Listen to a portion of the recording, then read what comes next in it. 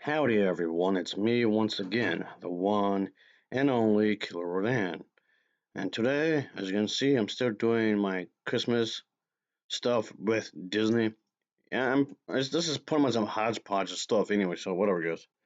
Anyway, so I just thought I'd just talk about this kind of a thing where I'll be talking about movies because isn't that kind of the point? Of course, yes it is. But anyway, moreover, I just saw something from the streaming service Disney Plus, the Christmas pact. So I just thought I'd just do this because, for one, yes, of course, as you can already guess yourself, if you haven't thought about it already, because this stuff is so predictable. Yes, of course, it's a romance kind of a thing. Yay, that's what I need in my life. More of these cheesy ass romance movies. Ugh. I guess it wouldn't bother me if the stories were done better.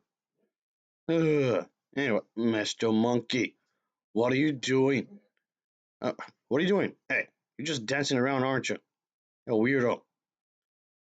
I need to finish this video, Anyway, back to what I was doing here. Can we just get this over with, please? But anyway, like always, let's just talk about the plot, shall we? And just whatever. Don't really have to. You can already guess it yourself anyway. So in this one, we get to see, of course, the main character is going to be a woman, of course. So the idea here is that can best friends fall in love? Blah blah blah. Ideally, that's not really a bad question, really, because you should start as friends, okay? You thinking that's like the most obvious thing. Yes, you're strangers and you become friends, and depending on your chemistry and depending on how things go, you may or may not become lovers. Maybe girlfriend and boyfriend, then husband and wife. Maybe if you're ever so lucky, maybe who knows? But yeah, ideally that's the idea here. So I'm guessing the people who made this movie trying to base on that concept, sure. But if that's the case, it's done terribly because I never got no real chemistry between these characters at all. I already know that they're gonna fall in love because I'm familiar with these types of movies. I don't know. At first, was trying to watch this with me, but he just zoned out after a while. But whatever. Yes, it's incredibly cheesy. Oh boy. Again, it won't bother me so much if the story was at least somewhat decent. That's not the case here because it's trying to show these characters like the struggles, based on the idea I was just saying a moment ago, to bring an answer to this kind of a thing as they keep the spirit of Christmas and the magic of their childhood packed alive. Which okay, that seems like an incredibly sweet thing, but sure. So this girl you fall in love with, the two of you used to do a thing when you were kids, and you try to bring it back to life and bring it back to her in your adulthood. Again, that's not really a bad idea, really, at all. Mr. Monkey, what are you doing? You're doing your weird dances again. You're not gonna get your way out of chores. Do your chores, okay? Gaw. Go and get.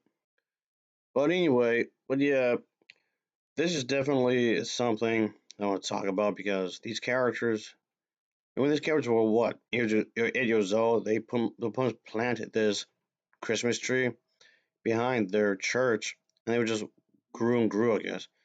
And that's another thing. I know I keep saying this over and over again. Christianity stole Christmas, okay? You cannot convince me otherwise. It originally belonged to pagans. I mean, yes, there must some base. They basically have the same ideas when it comes to gift giving and all that jazz. Dressing up the trees, the house, all yeah, that's all originally pagan. But this was not a Jesus thing. They technically, when I say they, I mean Christians, of course, adapted it into their narrative. But are they going to say that? No. I've argued this point before, but yes, it was just kind of like the notion that this is supposed to be some kind of religious holiday, which in reality it isn't. And I mean, yes, traditions change over the years. Traditions will change over the years. It happens, which in itself doesn't necessarily have to be a bad thing for say, but in this case it is because they technically stole it and then trying to lie about it and claim it's their own. And yes, the movie is trying to paint the picture as that this is like some wholesome, loving thing, which I feel is really manipulative because acting as though this is the absolutely positively only good way to live life. it's an overly simplification when it comes to humans when you think about it. Which I know, me saying that isn't itself an over explanation too. It's an overly simplifying kind of a thing as well when I think about it, but still, and whatever. And Mr. Monkey, go and get. You realize Rocky's there, right? The funny thing about this, the human beings actually involved from monkeys and chimpanzees and all that. Are they going to admit that? The vast majority won't. I mean, some probably would, but vast majority won't. Yeah, yeah, boy, they're not going to admit that at all. They're really not. Anyway, I'm not trying to always focus on that really because it's there, but not as is really trying to focus on these two characters quite often. They show a lot of scenes together. But like I said, I am not believing that they're lovey-dovey. I'm not believing that they love each other. Oh, they really care each other. Oh, this and they so sweet. No, I don't believe that. Okay, I really don't. I don't believe a single moment that they're supposed to be in love. So if anything, the way it's handled is what I'm getting at. Is the way it was handled in the overall story. And I mean, if you want to write a story about characters falling in love and whatnot, sure, okay, do that. You can do that if you want, if you wish. But it's the way it was handled, the material and whatnot. I mean, the material itself is heavily flawed because it's really cliched for one, and it's also under a false premise, like I was saying a moment ago. But yeah, and as for the acting, the acting is terrible. The acting is not very good here at all. I was not buying us for a single moment these were supposed to be actual people. The actors and actresses were not selling their characters whatsoever. Yes, you can blame the scriptwriter to some extent because the scriptwriter wrote the dialogue. He or she, whatever, made the script and whatnot. So yes, you can blame the scriptwriter. So you can always make a counterpoint, no matter how good the acting is. If the script is bad, it's not gonna really help it, which is true, and that's actually true. But that aside, the acting is not good. I am not convinced these characters are supposed to be these characters at all. I don't believe it. So it was failure in that regard as well. Ah, Mr. Monkey. Okay, you keep pissing me off, okay? You won't leave me alone at all. There, that's what you get. You deserve to be knocked out. Later. Whatever. Oh boy, just no.